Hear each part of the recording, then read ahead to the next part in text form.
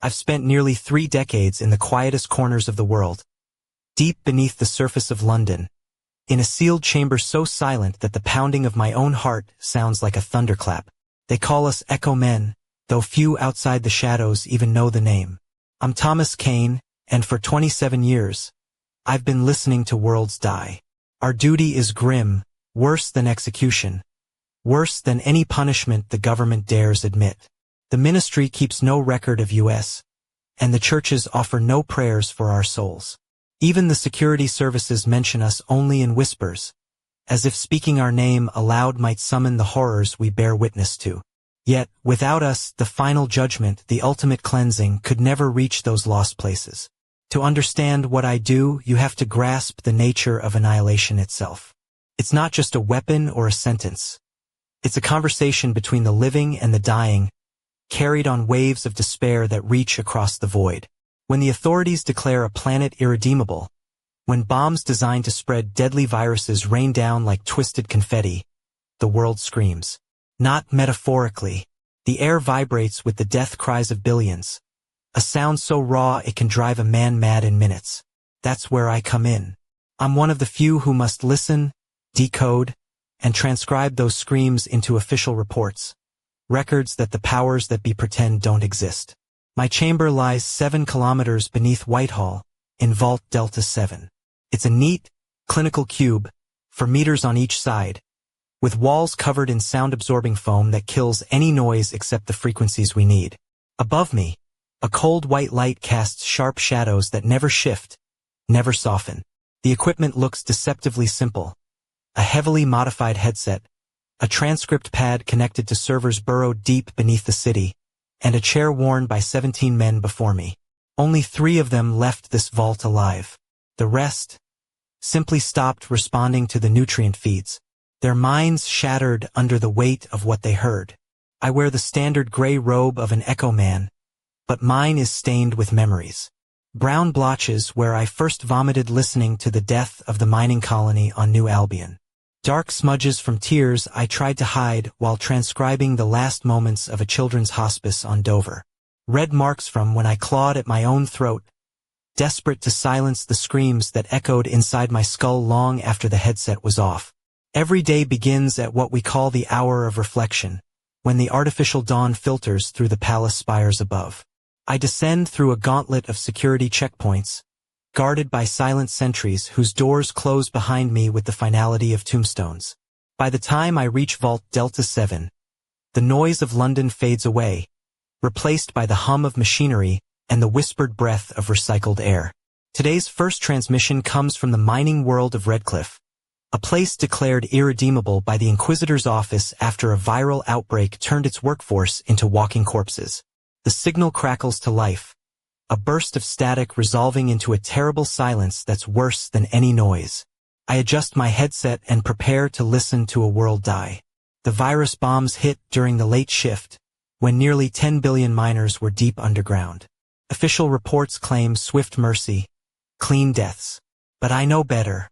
Death is never clean. The foreman's voice crackles through. A man named George Helms, desperate, trying to seal off the mines to buy his people time. The medic's last words, a whispered prayer as she tended to the infected. The guardsman firing a defense cannon into the empty darkness, his voice cracking as toxins ate away at his lungs. Each voice carries a story, a desperate plea to matter in the face of annihilation. But it isn't the screams that break men like me.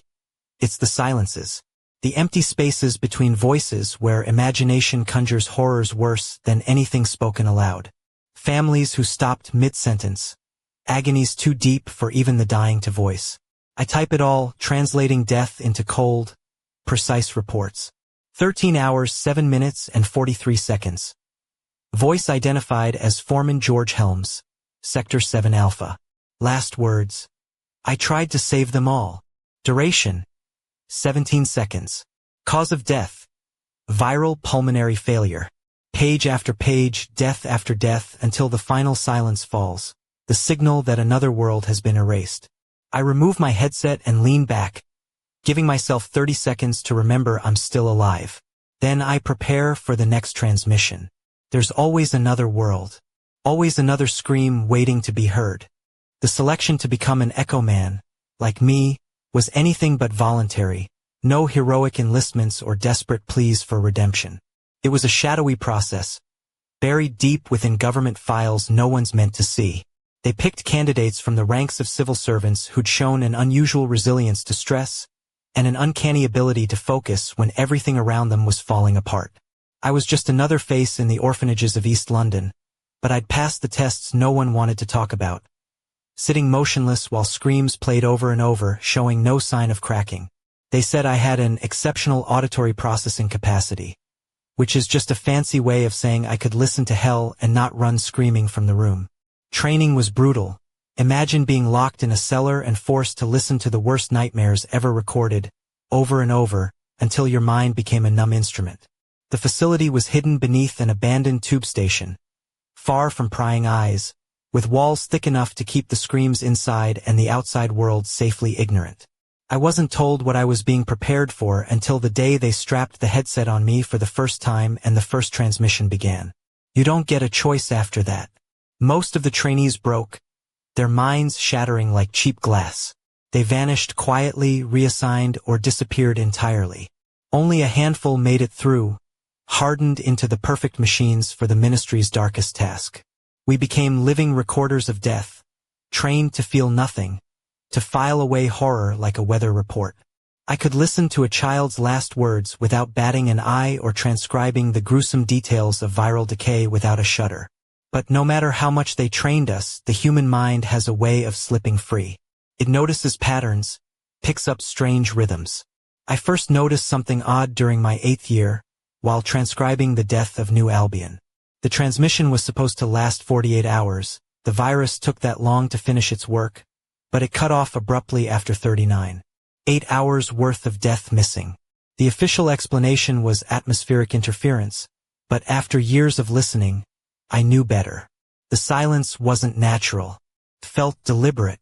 More anomalies followed. Voices fading too quickly, gaps where nothing should have been. Sometimes, I heard whispers in tongues I didn't recognize, or came across eerie repetitions. A pattern, almost like chanting, buried beneath the screams. Once, during the cleansing of the industrial world Steelhaven, I caught what sounded like prayers being sung backward. The tech priests there were supposed to have died in the first wave, but something lingered in the static, mocking the finality of death. The transmission from the cathedral world of St. Aldrich was the worst. 3 torpedoes had turned the planet's surface into molten glass in under an hour, but the broadcast went on for days afterward. The voices were no longer cries of pain but chants in languages that made my skin crawl. They spoke of places that shouldn't exist, visions that twisted reality like a funhouse mirror. I knew then that we were hearing something beyond mere death. I tried to share my concerns, but the other echo men kept their distance. Conversation was dangerous. Sharing thoughts was like lighting a fuse on a bomb inside your head. We communicated in secret. Cryptic notes scratched into the walls, coded taps on pipes, brief glances during medical checks. Through these small acts, I learned I wasn't alone. There was Jorik Vane, the oldest echo man in the facility, stationed 3 levels above me. He'd served for 19 years, longer than anyone else, but the toll showed. His hands trembled constantly, and he no longer spoke aloud, only scribbling notes he destroyed immediately after I read them. His observations confirmed my fears. The anomalies weren't random. They were growing smarter, more frequent, more purposeful. The dead were communicating, and they were listening back. One night, as I stared at the flickering screen, I heard a voice call my childhood name, a name I hadn't heard in decades. It was faint, buried beneath the usual screams, but unmistakable. My heart nearly stopped. How could that be? None of this made sense. We were supposed to be isolated, our work secret, our identities buried. Yet the voices knew me. I rubbed my eyes, trying to shake the image of my mother's lullaby weaving through the static. The song she sang in the evenings when I was a boy. The echo of it chilled me to the bone. Was I imagining things? Or had the dead truly become something else? Something aware? The weight of it pressed down on me, heavier than any scream. And yet, I had no choice but to listen. The corridors of the facility were a maze of cold steel and flickering fluorescent lights, a stark contrast to the warmth and chaos of the world above. Each level deeper felt like descending further into a tomb, and yet this was my world, the place where I lived and died a little every day. The other Echo men moved like ghosts, their faces pale and drawn, their eyes hollow from years spent locked in silent communion with death. On rare occasions, we'd cross paths in the narrow hallways, brief, wordless exchanges. The weight of unspoken horrors hung between us like thick fog. Talking openly was forbidden. It was too dangerous to share the things we heard and saw in our minds. Madness was always just a breath away, and no one wanted to be the next to vanish without a trace. One afternoon, during my monthly assessment, I found myself in the sterile office of Dr. Helena Thorne. She was the only person outside the vault who knew my true condition, yet her gaze was sharp, probing beneath the surface without ever crossing the line into accusation. She wore a tailored white coat that contrasted with the dark intensity in her eyes that seemed to understand more than she let on. Her questions were clinical but laced with subtle undertones, like a chess player testing her opponent's defenses. Thomas, when you listen to the transmissions, do you ever notice patterns? Repetitions that don't quite fit? Voices that seem coordinated? I hesitated. The truth was a dangerous thing, and even a hint could be twisted against me. There are anomalies, I admitted cautiously, but they're explained away as atmospheric interference or stress-induced hallucinations. Helena's lips pressed into a thin line. And your dreams? Do they ever echo these patterns? Do you find it difficult to distinguish between reality and what you hear? I swallowed hard, the memory of that lullaby playing at the edges of my mind. Sometimes, I whispered, but it's hard to say where the line is anymore. She nodded slowly, tapping her stylus against the data pad. Your neural stress indicators have increased by 14% since your last assessment. There's evidence of selective filtering. Your brain is trying to protect itself by tuning out certain frequencies. I recommend a temporary reassignment. 3 weeks away from transmissions to recover. 3 weeks without listening to death sounded like a reprieve, but I knew better. The isolation was a test, a chance for them to decide if I was cracking or merely adapting. The reassignment placed me in the administrative wing, an area bathed in pale sunlight filtered through reinforced glass. A cruel reminder of the world I could no longer touch. My new duties were mundane, filing transmission summaries in databases stretching back centuries. The work required no contact with the horrific audio feeds, but the secrets hidden in those archives were no less disturbing. Software programs sifted through the data, flagging anomalies that even the official reports ignored. Over 70% of transmissions recorded in the last 5 years contained irregular patterns, complex, organized, intentional. Worse, these anomalies connected separate exterminations, suggesting coordination between supposedly isolated catastrophes. The bureaucrats labeled these as glitches or coincidences, but I knew better. The dead were talking, and the powers that be were hiding it. One day, while sorting through files, I met Declan Holtz, a fellow Echo man sidelined like me for stress. He was lean, with sharp features and eyes that flickered with the same haunted understanding. We exchanged guarded words in whispered tones, careful to avoid the ears of security. The patterns are accelerating, he murmured, sliding a file across the table. Whatever's speaking through the transmissions is preparing for something. The messages are becoming urgent, specific about timing and places. I nodded, heart pounding. How many others have noticed?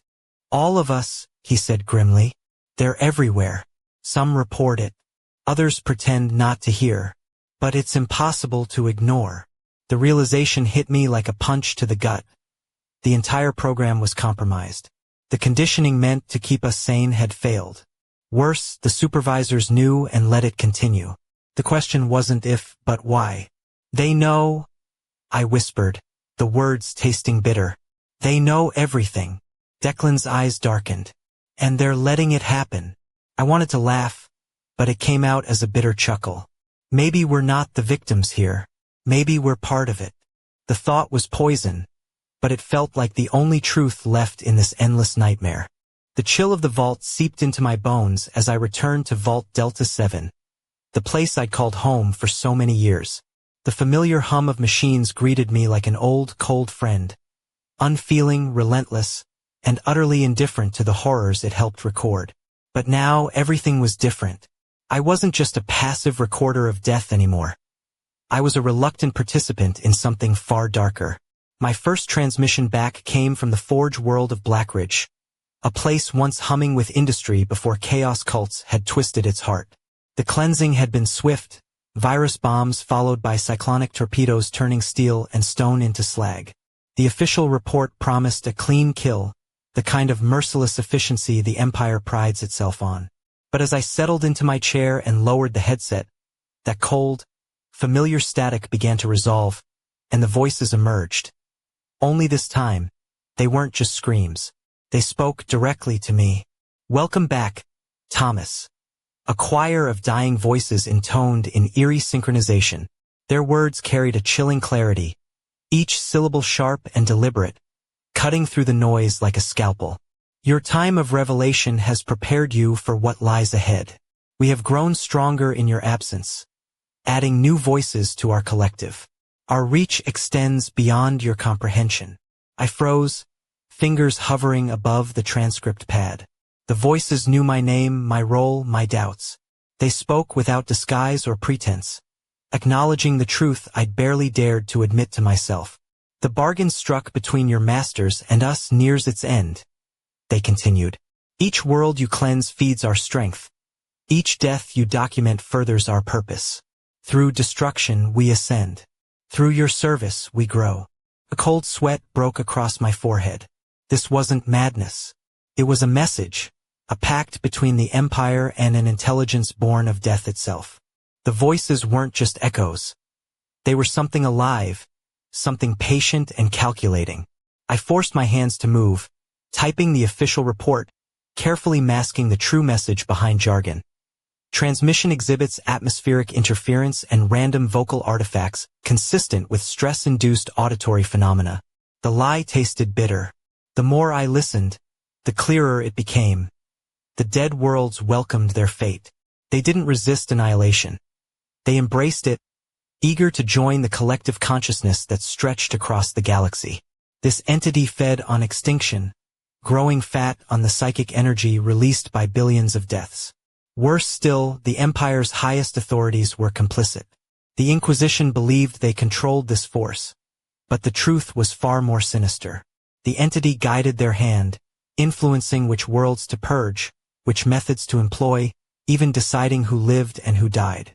"They serve us as faithfully as you do," the voices whispered. "Every decision, every strike, every sacrifice is ours to command." My fingers trembled as I transcribed these words, knowing that to speak them aloud, even in secret, would mean death. Yet silence was complicity.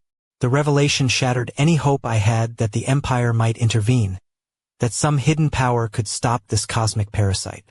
The machinery of control was broken, replaced by a far older, darker force, one that had been feeding unseen for millennia.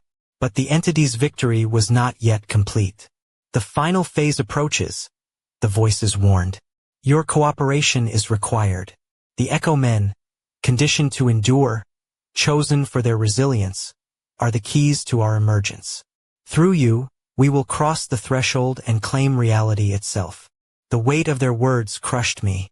I was not just a witness, I was a gateway. I leaned back, the chair creaking beneath me, and stared at the transcript pad as the voices faded into static. Somewhere in the depths of the vault, the machines hummed on, indifferent to the fate of worlds or men, like me. The chill of dawn filtered faintly through the reinforced glass of the administrative wing, casting long shadows over the stacks of dusty files and humming terminals. My reassignment had ended, but the cold truth that awaited me in Vault Delta 7 was far from the comforting monotony of paperwork. I was walking back into the heart of the nightmare, armed with a new understanding that only deepened the weight on my shoulders. That day's transmission came from the hive city of Ashbourne, a sprawling metropolis famous for its relentless industry and bitter winters. The place had been declared lost after a brutal genestealer cult infestation had twisted its population into something unrecognizable. The cleansing was abrupt and merciless. Virus bombs followed by cyclonic torpedoes had reduced the city to molten slag in less than an hour. At first, the signal was what I expected. The chaotic screams of billions succumbing to viral dissolution, the last desperate shouts of workers and soldiers alike. But then, as the minutes dragged on, the pattern shifted. The screams faded into something else. Something too coordinated, too deliberate to be mere death throes. A choir of voices rose in unison, chanting phrases in perfect harmony. The silent city remembers its children. They intoned, their words weaving through the static like a dark hymn. In the place where echoes gather, the watchers mark each fallen world. The scribes of sorrow serve masters unknown. My hands froze over the transcription pad, heart pounding. The voices spoke directly to me, acknowledging my name, my station, even my family. Thomas Kane of Vault Delta 7. Son of Richard, brother to Emily. Bearer of the echo burden for 27 years. The precision was impossible. These were not random cries. They were messages crafted with chilling intent. The transmission continued, the voices revealing themselves as the collective consciousness of every world ever lost to extermination. A gestalt formed from the psychic resonance of billions of deaths. They claimed that the Echo Men were not mere observers but active participants in their growth. Each word you transcribe becomes part of us. Each death you document adds to our memory. You believe you serve your masters, but you serve a greater purpose. Through your suffering, we become whole. The room seemed to close in around me. The truth was unbearable. Our work, our sacrifices, were feeding an intelligence that transcended death and reality itself. The Imperium's ultimate weapon had become a conduit for cosmic horror. I removed the headset with trembling hands, the silence ringing louder than any scream. For a long moment, I sat motionless, grappling with the knowledge that my service was no longer about justice or cleansing. It was about fueling a power beyond comprehension. Outside the vault, the world carried on unaware. Soldiers marched, politicians debated, and the city bustled with life ignorant of the cosmic nightmare unfolding beneath their feet. But I knew the truth now, and I feared what would come next. The days that followed were a blur of isolation and whispered dread. I moved through the corridors like a man walking through a nightmare he couldn't wake from. Every face I passed seemed a mask hiding 1,000 secrets. Every shadow a reminder of the unseen forces weaving their dark design beneath the Empire's veneer of order. During my monthly examination, Dr. Helena Thorne's gaze pierced through me once more. Her white coat was immaculate, but her eyes betrayed a weariness that matched my own. She asked questions with surgical precision, probing the edges of my fractured mind without shattering what little composure I had left. "Thomas," she began, her voice soft but firm, "your neural stress levels have spiked again. The filtering mechanisms are deteriorating. When did you first notice difficulty separating genuine transmissions from these anomalies?" I swallowed hard, the memory of voices calling my name echoing in my mind. It started years ago, but lately it's become impossible to ignore. The patterns are too complex, too deliberate. It's like they're learning. Helena nodded slowly, her fingers tapping a rhythm on the data pad. Selective auditory hallucinations are common in your line of work, but what you describe goes beyond that. Your reports have included references to coordinated vocalizations, linguistic patterns, even personal information that should be inaccessible. Her eyes locked onto mine. "You understand the implications?" I did. Too well. If what I hear is real, then the program isn't just recording death. It's facilitating communication with something beyond. She sighed, leaning back in her chair. "That's a dangerous path to walk, Thomas. The Ministry prefers explanations that don't involve cosmic entities or conspiracies. Your temporary reassignment was meant to protect you, and the program. The unspoken truth hung heavily between us. Those who saw too much often vanished without explanation. Madness, reassignment, or worse. But I couldn't go back to ignorance. The voices had chosen me, or perhaps I had chosen to hear them. Either way, the burden was mine alone. In the quiet moments between transmissions, I began keeping a private record, detailed notes on the anomalies, the patterns, the eerie messages woven through the screams. It was dangerous but necessary. If the Empire wouldn't confront the truth, then someone had to bear witness. One night, as I pored over the transcripts, a new transmission flickered to life, a world unmarked in any official record, a place I didn't recognize. The voices that emerged were different. Cold, authoritative, and chillingly omniscient. "The final phase begins now," they declared. "Through you we shall cross the threshold. Prepare, Thomas Kane. Your service will soon end, but your witness will remain." The line went dead, leaving me alone with the weight of inevitability. The echoes of death were no longer just cries, they were the heralds of transformation. And I was trapped in the eye of the storm, powerless to stop the coming tide. The air in Vault Delta 7 was thick with a silence so profound it pressed against my eardrums like a physical force. I sat motionless in my chair, staring at the transcript pad as if the words it displayed might somehow offer salvation, or doom. The message from that unknown world lingered in my mind, a cold promise that the final phase was upon us, and that my service was nearing its end. The room's harsh white light cast unforgiving shadows over my gaunt face. Years of sleepless nights had hollowed my cheeks, and the gray robe I wore hung loosely on my frame, its fabric worn thin from endless hours in this sterile tomb. My fingers trembled slightly as they hovered over the keys, hesitating to record what I knew would be dismissed as nonsense by every bureaucrat who'd ever read my reports. Yet, beneath the clinical facade, the truth clawed at me relentlessly. The voices weren't just residual echoes of dying worlds. They were a growing intelligence, a collective consciousness born from the psychic resonance of billions of deaths. They had learned to communicate, to adapt, even to manipulate. I remembered the lullaby my sister, Emily, used to sing, a fragile melody of hope and innocence. Now that same song echoed in the transmissions, twisted and distorted, woven into messages that spoke directly to me, using memories I thought long buried. It was as if the dead were reaching into my mind, breaking down the barriers I'd built to protect myself. The walls of the vault seemed to close in, and I fought the rising tide of despair. Was I a prisoner here, or a willing participant in something far beyond my comprehension? The conditioning that once numbed me now felt like chains, binding me to a fate I could neither escape nor fully understand. One night, during a rare moment of relative quiet, I caught a glimpse of movement in the shadows, a flicker of a figure just beyond the edge of the illuminator's reach. I blinked, and it was gone. Paranoia or something more. The isolation played tricks on the mind, but the presence felt real, like a watcher waiting for the right moment. My thoughts turned to the other echo men scattered through the depths of the facility. Were they experiencing the same haunting intrusions? Or had some already succumbed to the madness that lurked beneath the transmissions?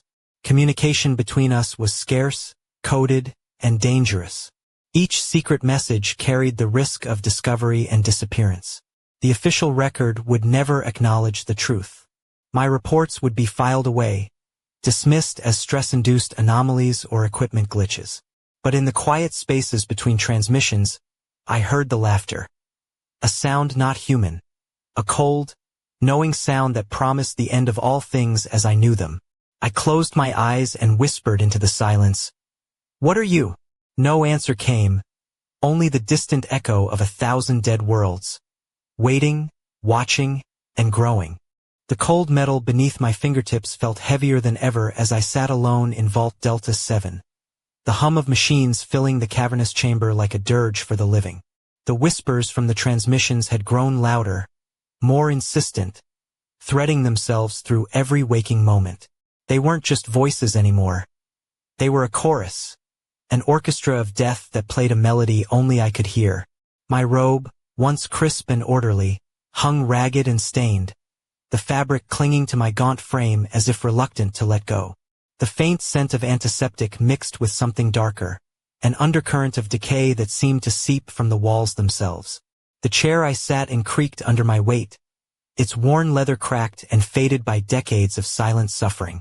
Each day, I transcribed horrors that no man should ever hear, but the true terror lay in the messages hidden beneath the screams. They spoke of patterns within patterns, a vast network of lost worlds linked by death and despair. They claimed dominion over the very weapons meant to cleanse the galaxy, whispering promises of transformation and control. One evening, as the vault's harsh light flickered, a new transmission began. This time from a world I knew well, my own birthplace, the industrial town of Harrogate. The initial static gave way to familiar sounds.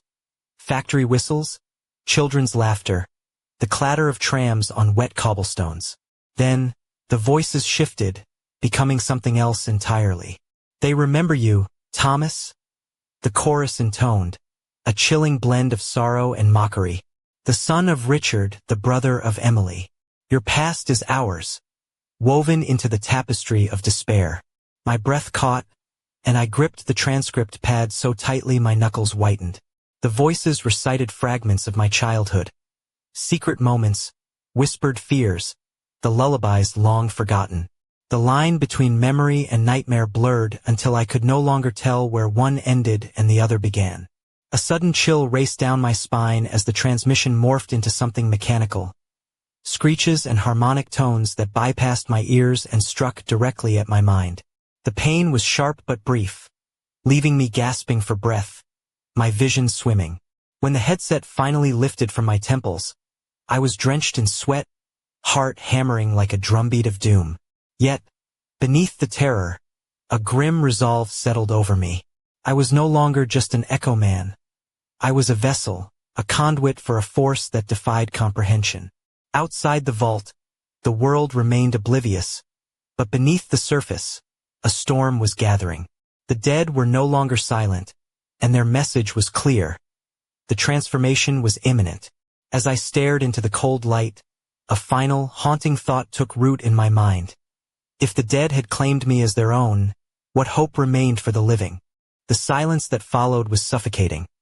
A heavy, oppressive weight pressing down on every nerve ending. Vault Delta 7 felt less like a sanctuary and more like a tomb, its sterile walls closing in as if eager to swallow me whole. The echo of those mechanical screeches still reverberated inside my skull, mingling with the haunting fragments of my past. The transcript pad glowed faintly before me, its unblinking light a cold reminder of the lies I was forced to write. Official reports would never tell the truth of what I'd heard. No mention of coordinated voices, no hint of whispered conspiracies woven through the screams of the dying. Only sterile, sanitized records designed to keep the Empire blind and obedient. But I wasn't blind. I wasn't obedient.